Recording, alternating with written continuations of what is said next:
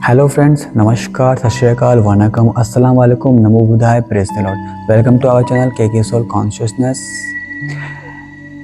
सभी आवाज़ और आकर्षणों से दूर प्यारी न्यारी शक्तिशाली स्थिति में अगर इंसान ने कुछ सेकंड भी रहना सीख लिया तो पूरा दिन भर शांति और ऊर्जावान की स्थिति का अनुभव करेगा। इसी स्थिति को योग करना या ध्यान करना या मेडिटेशन करना या फिर कर्मातीत अवस्था कहते हैं। हम सब इंसान को, मनुष्य को इस स्थिति को अपने जीवन में अमल में लाना चाहिए। सुबह उठकर अगर शुरुआत हम दिन की इस स्थिति से होकर करें, ध्यान योग करके करें, तो हम काफ़ी ऊर्जावान और शांति का अनुभव करेंगे पूरा दिन भर के लिए। खुद से एक संकल्प कीजिए, ना ही व्यर्थ सोचेंगे, ना ही व्यर्थ देखेंगे, ना ही व्यर्थ सुनेंगे और ना ही व्यर्थ बोलेंगे, ना ही व्यर्थ करेंगे। ये व्यर्थ की एक बीमारी है। इस व्यर्थ के शब्द को अपने डिक्शनरी से हमेशा के लिए निकाल देंगे। हमेशा रूहानियत स्थिति में रहो, मौलाई मस्ती में रहो, ईश्वर के ध्यान में रहो। अपनी बुद्धि को हर जगह, हर पदार्थ, हर इंसान से हटाकर ईश्वर से अपनी बुद्धि को लगाओ। शांति का अनुभव करेंगे और कार्य क्षमता और सोचने की क्षमता बढ़ेगी, एकाग्रता बढ़ेगी और निर्णय लेने में बहुत सहज हो जाएगा। सत्य और असत्य में परख कर पाओगे, लोगों के नकाब वाले चेहरे को पहचान पाओगे। हमारी आत्मा ज्योति बिंदु स्वरूप है, ईश्वर स्वयं ज्योति बिंदु स्वरूप है। इन बिंदुओं को आपस में मिलाओ और एकाग्रता का अनुभव करो।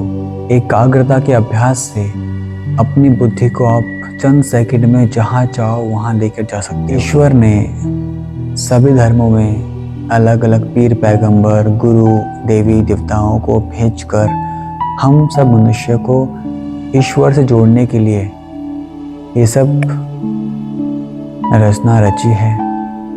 बस हमको किसी का भी हाथ पकड़कर उस ईश्वर को पहचानना है, जानना है, उससे ध्यान योग लगाना है। यही भक्ति है, यही पूजा अर्चना है। आज हमारी लड़ाई मोह माया से है, जो हमारे और ईश्वर के बीच दूरी स्थापित करती है। डिस्टेंस।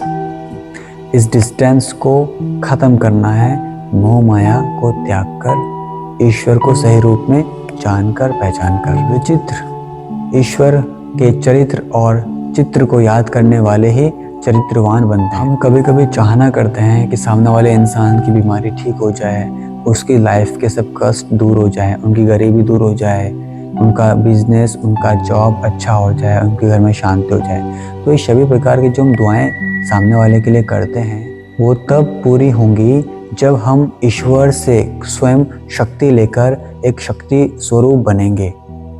एक कहावत है पहले कि खाली दिमाग शैताना घर, पर खाली दिमाग ईश्वर का घर होता है, भरा हुआ दिमाग शैताना घर होता है। कुछ पुराने पैटर्न हैं, हमको बदलने पड़ेंगे, क्योंकि जितना हमारे दिमाग में ये चीज़ें भरी रहती है ना, हम उतना विचलित होते हैं, उतना कंफ्यूज होते हैं और उतना गलत रास्ते पर रहते हैं। इसलिए अपने दिमाग की मेमोरी को हल्का करना है और उसमें अच्छे विचार पैदा करना है। खाली दिमाग ईश्वर का घर, भरा हुआ दिमाग शैतान का घर। इसके लिए बुद्धि रूपी बर्तन को खाली रखो और पवित्र रखो। सबका कल्याण चाहते हो तो उस सर्वशक्तिमान का साथी बनो, शक्ति स्वरूप बनो और शुभ कामनाएं करते हुए चलते चलो। चिंता से मुक्त रहो और किसी भी बंधन में ना फंसो। बस सिर्फ इस एक जन्म को ईश्वर के ऊपर कुर्बान कर दो, ईश्वर 21 जन्म तुम पे कुर्बान कर देंगे, बलिहार हो जाएंगे। किसी का मोह पैसे पर है, किसी का मोह जेवर ऑर्नामेंट्स पर है, किसी का मोह संबंधों पर है। मोह जहाँ होगा बुद्धि वहाँ होगी। इसलिए अपने मोह को सिर्फ ईश्वर से करो ताकि हमारी बुद्धि सिर्फ ईश्वर में रहे। संतुष्टता और प्रसन्नता संपूर्ण प्राप्तियों की निशानी है। सुबह अमृत वेले से लेकर रात तक आप खुशी का, संतोष का, शांति का अनुभव करेंगे ईश्वर को धारण करके। जो आपके पास है उसमें प्रसन्न रहें, संतुष्ट रहें। माया कभी आपको हिला नहीं पाएगी। कुछ अप्राप्ति के कारण ही हमको असंतुष्टता का अनुभव होता है। आज हर मनुष्य नाम, मान, शान की चाहना करता है।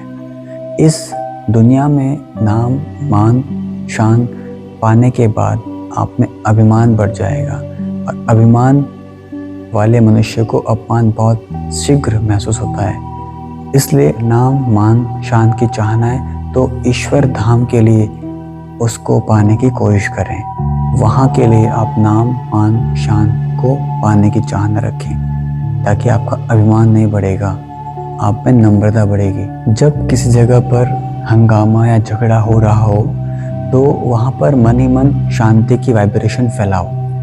स्वयं शांति कुंज बन। हमारी बुद्धि हमेशा नीचे जाती है, डिक्लाइन। तो इसलिए ईश्वर को याद करो और अपनी उस बुद्धि को ऊपर उठाओ।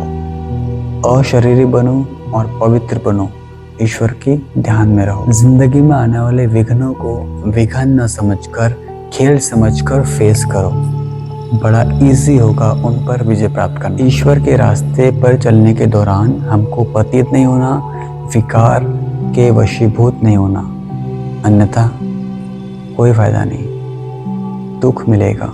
ईश्वर की गवर्नमेंट में चीफ जस्टिस यानी कि धर्मराज भी है। ईश्वर हमको सुख प्रदान करते हैं, पर धर्मराज हमको हमारे किए का पूरा हिसाब किताब चुकाने के लिए मजबूर करता है। इसलिए अच्छा कर्म करें, वरना पूरा का पूरा हिसाब किताब चुकाना पड़ेगा धर्मराज। ईश्वर के रास्ते पर सच्चा होना बहुत ज़रूरी है। सच्चे दिल पर ही साहिब राजी है और बुद्धि का ताला भी खुल जाता है। यह जीवन यात्रा एक लंबी यात्रा है। जब तक जी रहे हो तब तक विकार में नहीं गिरना है, ईश्वर की याद में रहना और इस रूहानी सफ़र की याद में रहना कि हम एक यात्रा में हैं। स्वीट होम हेवन को, स्वर्ग को, जन्नत को, रूहों की दुनिया को नहीं। अपनी शांति और सुख की वाइब्रेशन से हर किसी मनुष्य को सुख चैन का अनुभूति करवाओ, तब बनोगे आप सच्चे सेवादार ईश्वर के। ओम मतलब अहम, अहम मतलब हम, आत्मा और शरीर, क्योंकि हमारी जो रचना हुई है इंसान की वो आत्मा से और शरीर से हुई है ना। तो ओम मतलब अहम। ओम शांति, अहम शांति, मेरे आत्मा और मेरे शरीर की शांति। ओम शांति। इस वीडियो में इतना ही। वीडियो पसंद आए तो लाइक कीजिएगा, कमेंट कीजिएगा, शेयर कीजिएगा और अगर हमारे चैनल पर नए हो तो सब्सक्राइब कीजिएगा।